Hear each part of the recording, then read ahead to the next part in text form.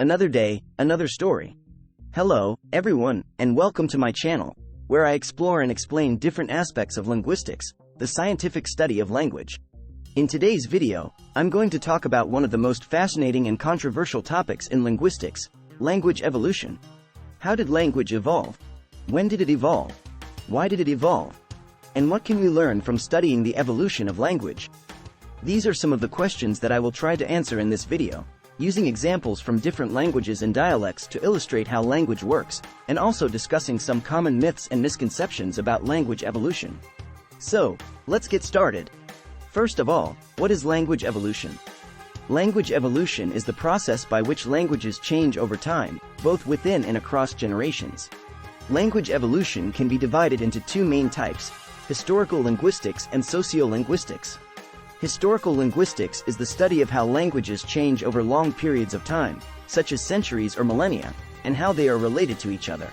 Sociolinguistics is the study of how languages change over short periods of time, such as decades or years, and how they are influenced by social factors, such as age, gender, class, ethnicity, etc.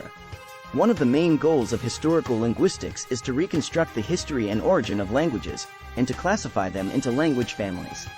A language family is a group of languages that share a common ancestor, called a proto-language. For example, English belongs to the Indo-European language family, which includes languages such as German, French, Spanish, Hindi, Russian, etc. These languages are all descended from a proto-language called Proto-Indo-European, which was spoken about 6,000 years ago in Eurasia.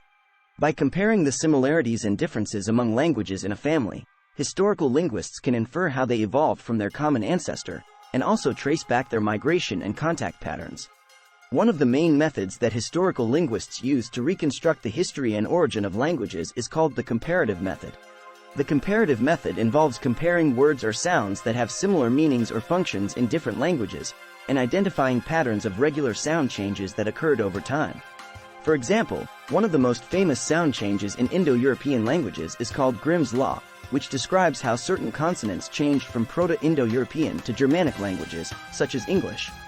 For instance, the Proto-Indo-European word for father was *ter, which became fader in Germanic languages, such as father in English, while it remained pater in other Indo-European languages, such as pater in Latin or patar in Sanskrit. By applying the comparative method systematically and rigorously, historical linguists can reconstruct the proto-language words and sounds that gave rise to the modern languages.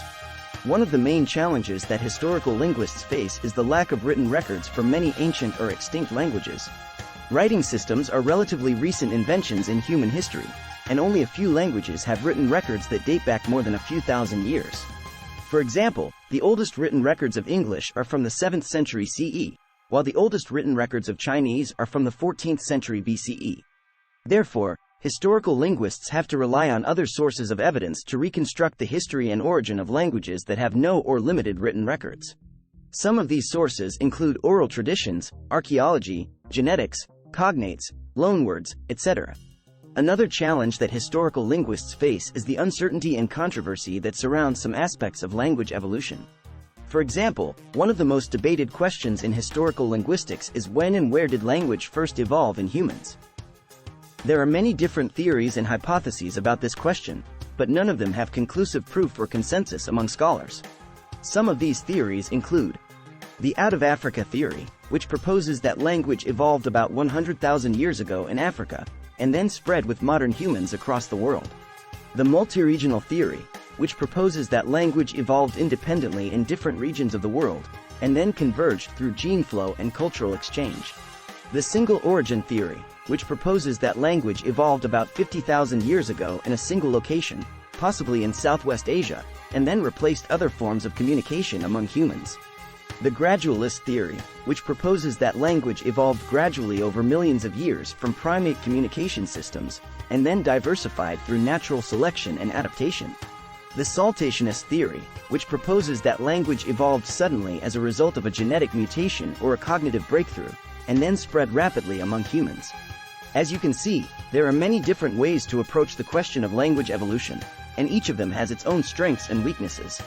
However, one thing that most linguists agree on is that language evolution is a complex and dynamic process that involves multiple factors and influences, such as biology, culture, environment, interaction, etc.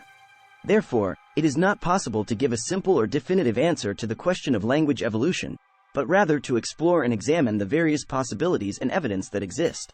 Now, let's move on to sociolinguistics, the study of how languages change over short periods of time, and how they are influenced by social factors. Sociolinguistics is a very broad and diverse field that covers many topics and subfields, such as dialectology, sociophonetics, sociolinguistic variation, language contact, language change, language policy, language planning, language ideology, etc. In this video, I will focus on one of the most interesting and important topics in sociolinguistics, language variation and change. Language variation and change is the study of how languages vary and change across different groups of speakers or different situations of use. Language variation and change can be divided into two main types, internal and external. Internal variation and change is the variation and change that occurs within a language system, such as phonology, morphology, syntax, semantics, etc. External variation and change is the variation and change that occurs between different languages or dialects, such as code switching, borrowing, pidginization, creolization, etc. One of the main goals of studying language variation and change is to understand how and why languages vary and change across different groups of speakers or different situations of use. For example, why do some people say tomato with a long sound while others say it with a short sound? Why do some people say y'all while others say you guys or you all? Why do some people say I seen him while others say I saw him or I have seen him? These are some of the questions that sociolinguists try to answer by analyzing the patterns and factors of language variation and change. One of the main methods that sociolinguists use to study language variation and change is called the variable rule analysis.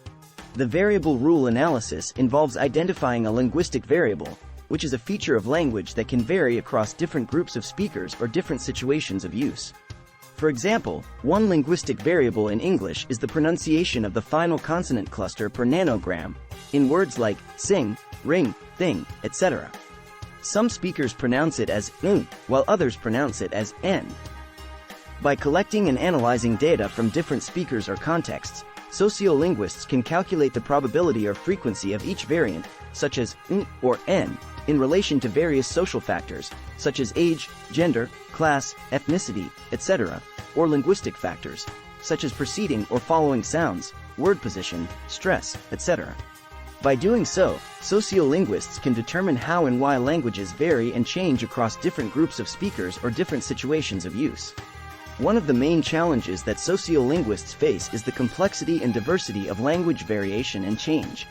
Language variation and change is not a random or chaotic process, but rather a systematic and structured process that reflects the social and linguistic realities of speakers. Language variation and change is also not a static or fixed process, but rather a dynamic and ongoing process that responds to the social and linguistic changes in society.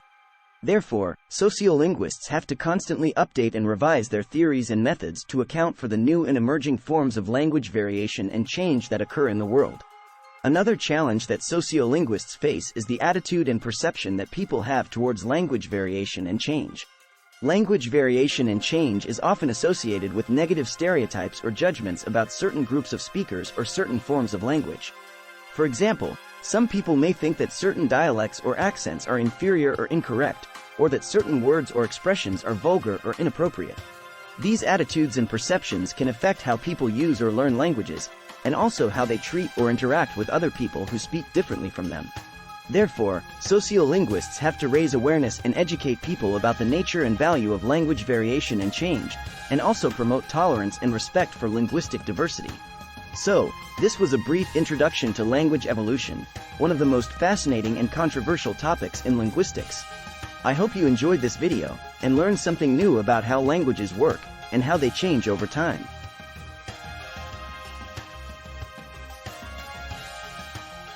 If you liked this video, please give it a thumbs up, and subscribe to my channel for more videos about linguistics.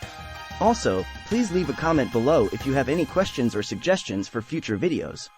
Thank you for watching, and see you next time.